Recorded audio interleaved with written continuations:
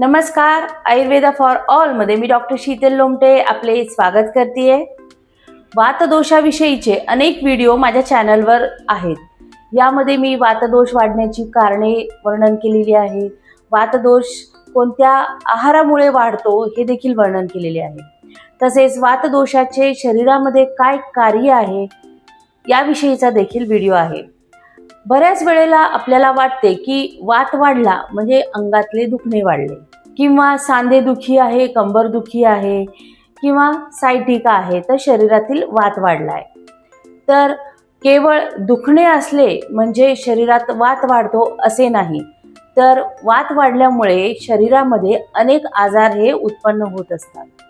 तर आज आपण शरीरातील वातदोष त्याच्या नॉर्मलपेक्षा जास्त वाढल्यामुळे शरीरामध्ये कोणते कोणते आजार होऊ शकतात याविषयी सविस्तर वर्णन बघूया. त्यापूर्वी आयुर्वेदा फॉर ऑल या चॅनलला सबस्क्राईब केले नसेल तर सबस्क्राईब करा आणि बेल आयकॉन दाबा, जेणेकरून आपल्याला अशाच प्रकारचे नवीन व्हिडिओ बघायला मिळतील. तसेच तुम्ही मला फेसबुक पेज आणि इंस्टाग्रामवर देखील फॉलो करू शकता. आणि आयुर्वेदिक कन्सल्टेशनसाठी खाली दिलेल्या व्हॉट्सअप नंबरवर तुम्ही कॉन्टॅक्ट करू शकता. शरीरामध्ये जे 3 दोष आहे, वातदोष, पित्तदोष आणि कफदोष, हे शरीरासाठी आवश्यक आहे. हे जेव्हा नॉर्मल अवस्थेमध्ये असतात तेव्हा शरीराचे सर्व कार्य हे सुरळीत चालू असतात. म्हणजे प्रत्येक दोष त्यांचे कार्य हे योग्य प्रकारे करत असते आणि शरीराला निरोगी असे ठेवत असते. परंतु हेच दोष काही कारणाने वाढतात, त्यावेळेला त्या दोषाचे आजार आपल्या शरीरामध्ये होत असतात. ज्या वेळेला शरीरात वात हा त्याच्या नॉर्मल लेवलपेक्षा जास्त वाढतो त्यावेळेला शरीरामध्ये वाताचे विकार हे होत असतात.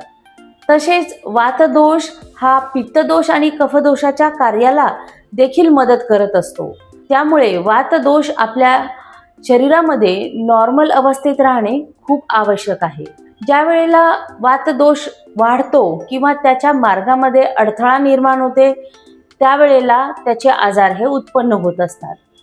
सर्वात पहिले आजार म्हणजे कुठल्याही प्रकारचे जे सांधेदुखी आहे किंवा दुखणे आहे हे वातामुळे होत असते. यामध्ये हातपाय दुखणे, कंबर दुखणे, सायटिका, गुडघेदुखी, डोकेदुखी अशा प्रकारचे जे काही दुखणे आहे हे वातदोषाच्या वाढल्यामुळे किंवा त्याच्या मार्गामध्ये अडथळा निर्माण झाल्यामुळे होत असतात. हा वातदोष फक्त पोटातच असतो असे नाही. हा वातदोष पूर्ण शरीरामध्ये पसरलेला असतो आणि पोटातील गॅस म्हणजेच वात संपूर्ण वातदोष असे सुद्धा नाही. हा वातदोष दिसत नाही परंतु त्याचे कार्य हा सुरळीत करत असतो. त्यावरून आपल्याला समजते की ही वातदोषाची कार्य सुरळीत चाललेली आहे. जास्त जेव्हा वातदोष होतो तेव्हा तो शरीरातून बाहेर पडत असतो आणि तो बाहेर नाही पडला किंवा त्याच्या मार्गामध्ये अडथळा निर्माण झाला तो इतर अवयवांमध्ये जाऊन थांबतो आणि तिथल्या कार्याला अडथळा निर्माण करत असतो. आणि मग अशाच वेळी हे दुखणे आपल्याला निर्माण होत असते. सांध्यामध्ये जेव्हा जाऊन बसतो तेव्हा सांधेदुखी होते. ज्या वेळेला तो डोक्यामध्ये जाऊन थांबतो त्यावेळेला डोकेदुखी होत असते. ज्यावेळी तो पोटामध्ये थांबतो आणि मार्गामध्ये अडथळा निर्माण करतो, कार्यामध्ये अडथळा निर्माण करतो, त्यावेळेला पोटदुखी निर्माण होत असते. अशा प्रकारे शरीरातील कुठलेही दुखणे हे वातदोष वाढल्यामुळे होत असते. दुसरा आजार म्हणजे मलावष्टंभ, कॉन्स्टिपेशन. शरीरातील मलभाग बाहेर टाकणे हे वाताचे कार्य आहे. ज्यामध्ये मल, मूत्र, नाकातील घाण, कानातील मळ किंवा स्त्रियांमधील मासिक पाळी किंवा शरीरातील जे मलभाग आहे हा बाहेर टाकणे वातदोषाचे कार्य आहे. आणि ज्या वेळेला या कार्यामध्ये अडथळा निर्माण होतो त्यावेळेला वात हा अडकून राहतो, शरीरामध्ये थांबतो आणि त्यावेळेला तो पोटातील मलाला देखील ड्राय, रुक्ष असा करत असतो आणि त्यामुळे कॉन्स्टिपेशन अधिकच वाढते.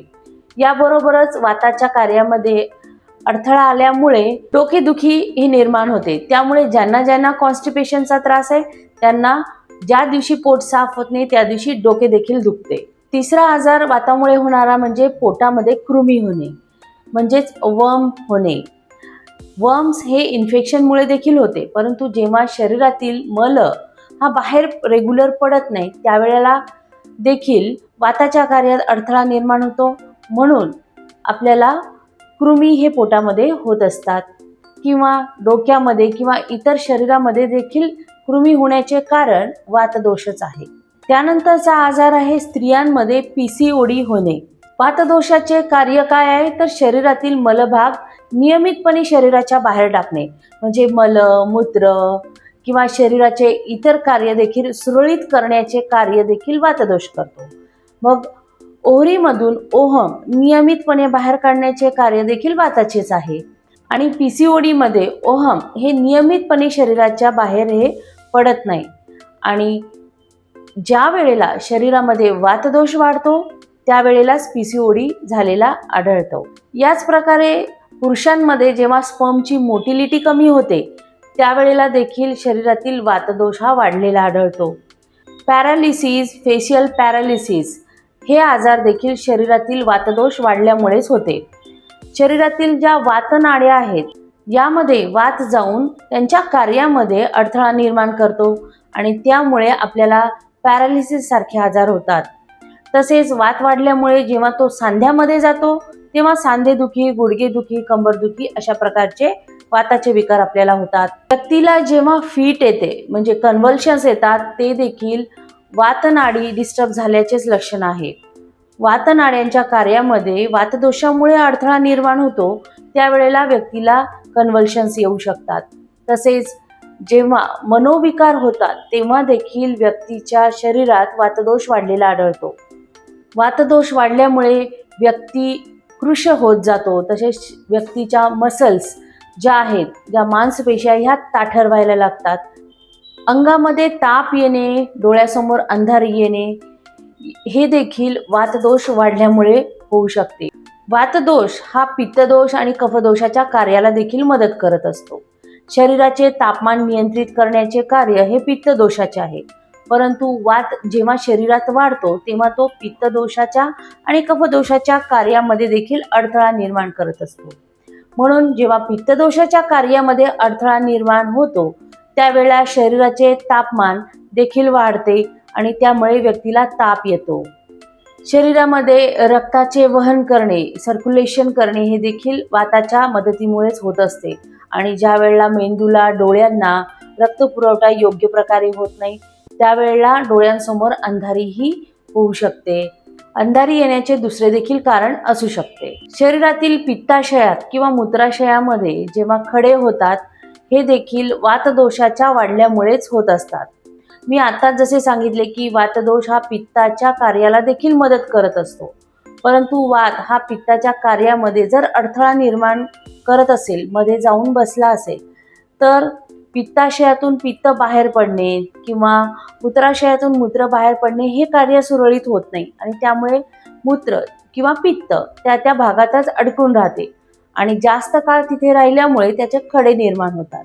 म्हणून वातदोषाचे कार्य जर सुरळीत असेल तर आपल्याला पित्ताशयात देखील खडे होत नाही, मूत्राशयात देखील खडे होत नाही. एखादा अवयव जखडणे, जसे जबडा जखडणे किंवा मान जखडणे, अशा वेळी देखील शरीरातले वात हा वाढलेला असतो, म्हणून आपल्या शरीरामध्ये जखडण ही आलेली असते.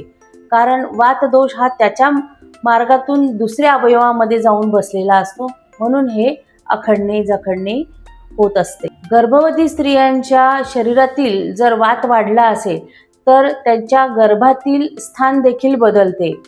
कारण गर्भाचे स्थान नियमित ठेवणे आणि योग्य वेळ आल्यानंतर शरीरातून गर्भाला शरीराबाहेर टाकणे हे देखील वातदोषाचे कार्य आहे. शरीरातील वातदोष वाढल्यामुळे गुदमार्गाचे आजार देखील होतात, जसे पाईल्स होणे, भगंदर होणे.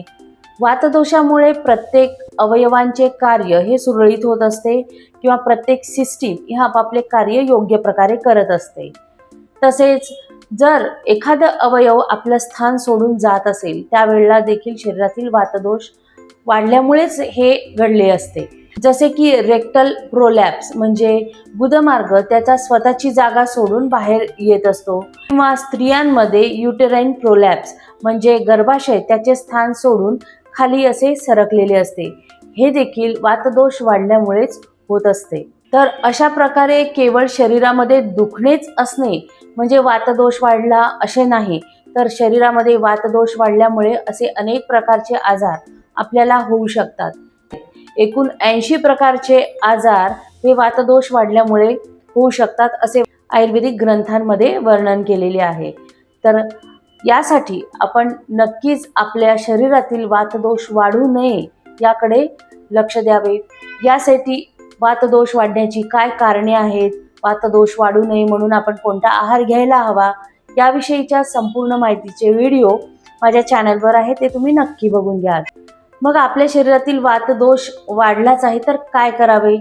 तर आयुर्वेद शास्त्रामध्ये पंचकर्म उपचार वर्णन केलेले आहे।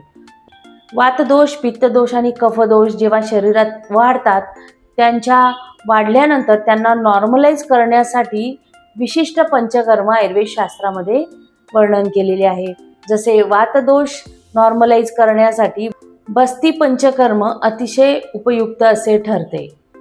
या तीनही दोषांना नॉर्मलाइज करण्यासाठी, त्यांना बॅलन्स करण्यासाठी आयुर्वेद शास्त्रामध्ये पंचकर्म उपचार, औषधोपचार असे वर्णन केलेले आहे। तर आपल्याला आजचा व्हिडिओ कसा वाटला मला कमेंटमध्ये लिहून नक्की पाठवा। व्हिडिओ आवडल्यास लाईक करा, शेअर करा आणि सबस्क्राईब करा। आपले काही प्रश्न असतील ते देखील तुम्ही मला कमेंटमध्ये लिहून पाठवू शकता। धन्यवाद।